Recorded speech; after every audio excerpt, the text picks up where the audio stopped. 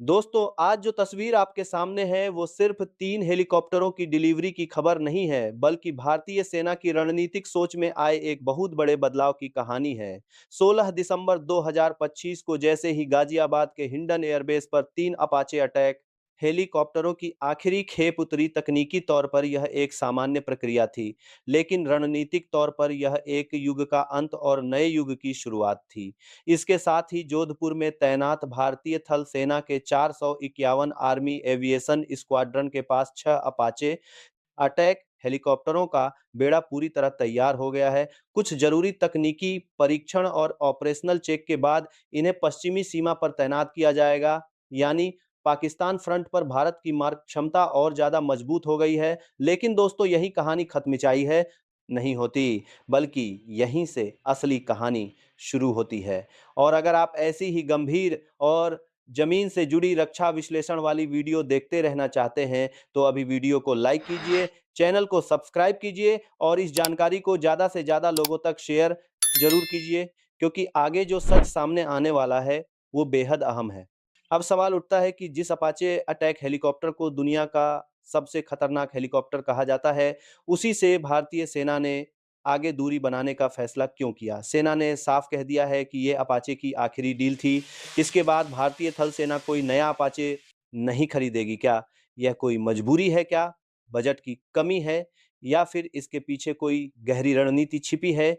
इस सवाल का जवाब खुद chief of army staff general Upendra Dwivedi ने दिया, और उनका बयान भारत की आने वाली सैन्य नीति को साफ-साफ बयान करता है। सेना प्रमुख ने कहा कि यह जरूरी नहीं कि कोई हथियार अमेरिका में बना हो तो वह हर परिस्थिति में भारत के लिए सबसे बेहतर साबित हो ही जाए। असली सवाल यह होता है कि वह हथियार भारतीय हालात, भारतीय भूगोल और भारतीय युद्ध क्षेत्र की जरूरतों पर कितना खरा उतरता है।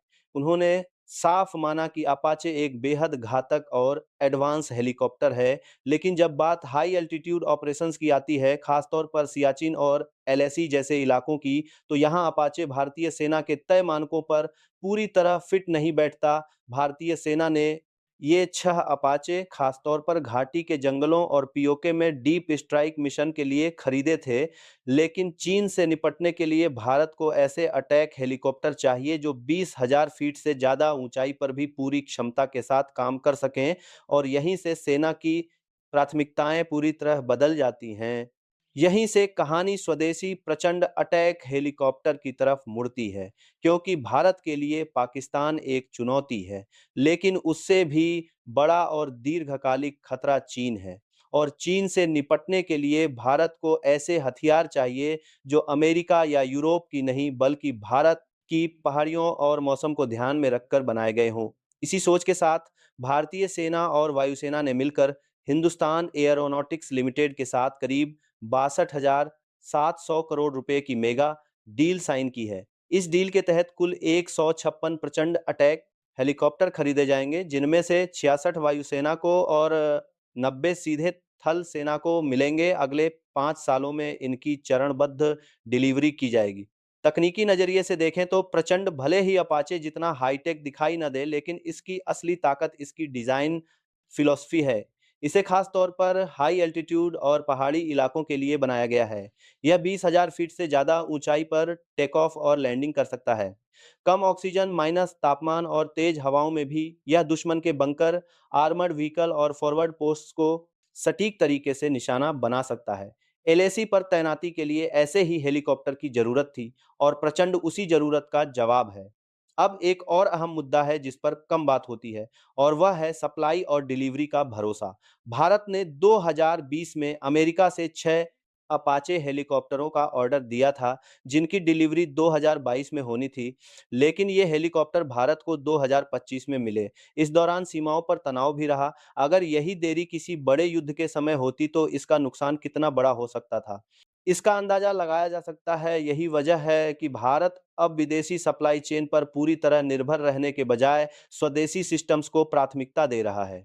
इस पूरी सोच की जड़ें कारगिल युद्ध तक जाती हैं, जब ऊंची पहाड़ियों पर बैठे दुश्मनों तक पहुंचने के लिए भारतीय सेना के पास कोई प्रभावी अटैक हेलीकॉप्टर नहीं था। उसी अनुभव से प्रचंड की नींव रखी गई, ताकि भविष्य में भारत कभी ऐसी स्थिति में न फंसे। आज जब चीन एलएसी पर एयरबेस बना रहा है और अपनी सैन्य ताकत बढ़ा रहा है, तब प्रचंड भारत के लिए एक गेम चेंजर बनकर सामने आता है, जो जमीन पर लड़ रहे जवानों के लिए उड़ता हुआ सुरक्षा कवच है। इस फैसले का फायदा सिर्फ सेना को नहीं, बल्कि भारत की डिफेंस इंडस्ट्री को भी मिलेगा। हजारों लोगों को रोजगार मिलेगा, छोटे उद्योगों को काम मिलेगा और भारत की तकनीकी आत्मनिर्भरता और मजबूत होगी। सबसे बड़ी बात यह है कि अपग्रेड, स्पेयर पार्ट्स और भविष्य के बदलाव पूरी तरह भारत के हाथ में रहेंगे। किसी विदेशी दबाव का खतरा नहीं रहेगा। तो सवाल सीधा है, क्या अपाचे से आगे बढ़कर प्रचंड को अपनाने का फैसला गलत है, या फिर यह आने वाले दशकों की चुनौतियों को देखते हुए एक दूरदर्शी रणनीति है? अपनी राय कमेंट में ज़रूर लिखिए, और अगर आपको यह विश्लेषण पसंद आया हो तो वीडियो को लाइक करें। चैनल पोर 3 के आलास ई की पहुँचने जो अपने करते हैं को सब्सक्राइब करें और इसे ज़्यादा से ज़्यादा शेयर करें, क्योंकि ऐसी ही गंभीर और भरोसेमंद जानकारी हम लगातार आपके लिए लाते रहेंगे।